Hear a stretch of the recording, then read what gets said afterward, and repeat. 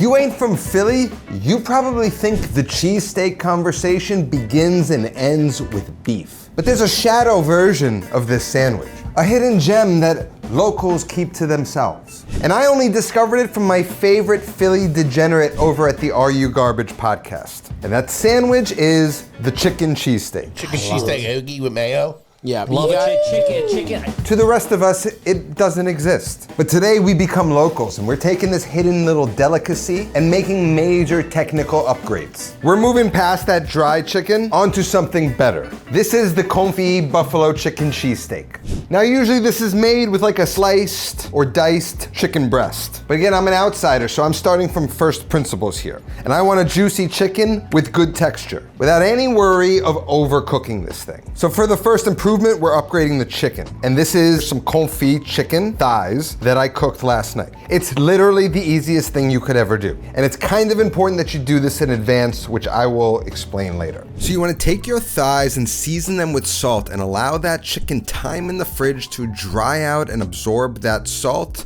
and allow it to penetrate the chicken all the way through. Overnight is best, but at least for a few hours. Then we're just gonna take them and place them into a pot and submerge them with olive oil. I'm just gonna add a few garlic cloves. I'm gonna then bring it up to a very gentle simmer. You just want to see an occasional bubble breaching the surface. Too hot and you're just frying the chicken, which we don't want.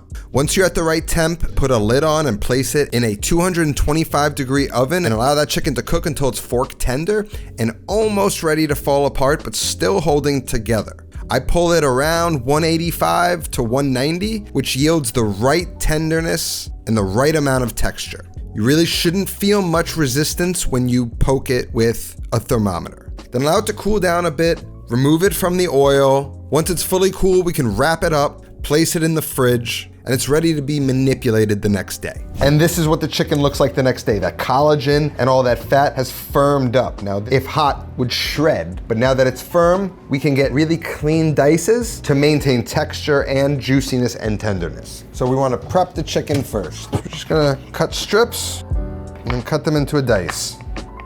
If you want to make it a finer dice, just cut them a little smaller. And you got a nice smaller dice. You can really control the texture this way. You can feel they're soft and moist, so I don't have to worry about overcooking them. And if you tried to do this when they were hot, it would just sort of turn into shards rather than cubes. About 3 of those make enough for a sandwich, in my opinion. Now to cook it, we still have that reserve oil we cooked it in. I'm just gonna use a little bit of that. All the chicken juice kind of fell to the bottom, so I can just pull that oil. For the cheese, I'm going with American, and then some Cooper Sharp American. More so because the color of the American's a little bit more appealing than all white. The flavor of Cooper, though, can't be beat. Now, any single recipe like this one relies on your ability to source high-quality meats and proteins. Some areas have incredible access to high-quality meats, while others, unfortunately, do not. But now you can get high-quality, American-sourced meats and seafoods delivered straight to your front door thanks to our sponsor today, Good Chop. Now, most grocery stores have a limited selection of meats and seafoods with quality that can be hit or miss. Good Chop removes the guesswork by delivering vacuum-sealed cuts frozen at peak freshness so your freezer stays stocked and you can cook when you want. They allow you to customize your box from over 100 menu items including USDA choice and prime steaks, 100% grass-fed beef, wild-caught seafood, organic chicken, and responsibly raised pork and more. Sourced exclusively from American farms and fisheries, supporting local family farms and independent ranchers in the US. Personally, I love a pork tenderloin, highly underrated and affordable cut that I like to keep on hand. And I got lots of chicken thighs, and my favorite kind of salmon is sockeye salmon. Pop these in the freezer and I have them whenever I need. And the best part, since Good Chop feels so confident in the quality of the meats and seafoods that they source, they're willing to back it up with a 100% money guarantee. That means you either love Good Chop or your money back. That's a policy I can stand behind. So go to goodchop.com/YouTube and use the code 50NACS, or click the link in the description to get $50 off plus free shipping on your first order. That's goodshop.com/YouTube, code 50NACS to get $50 off plus free shipping on your first order. Now back to the recipe. Still got some buffalo sauce left over from our wing episode, which if you have not seen, you should go see. But I will show you how to make blue cheese dressing, which is going in the sandwich. In a bowl, about a half cup of mayo, and then a half cup of sour cream, or equal parts. For the liquids, about a cap of Worcestershire sauce, about a cap of white vinegar, maybe 2 caps. Teaspoon of onion powder, teaspoon of garlic powder, a tablespoon of Dijon mustard, a little salt, some fresh cracked black pepper, and then in with some of the blue cheese. I don't like too much, I just like a little bit. And for this application, I kind of want it pipeable and smooth, so I'm gonna throw it in a blender and puree it till it's nice and smooth.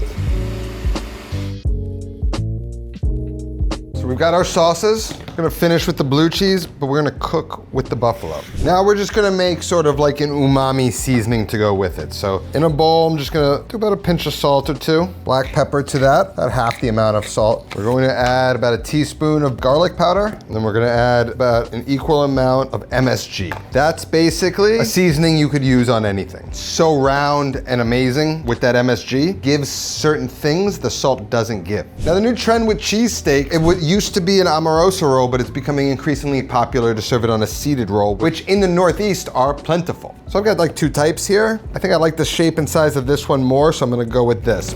I'm gonna cut the butt off and cut it open. Nice and soft and pliable. And I tossed it into the oven so it's nice and warm. You could sear it on the griddle, but I'm gonna keep it like that. Once your pan or griddle is nice and hot, around 375 to 400 degrees, take a bit of that confit oil and coat the pan with it.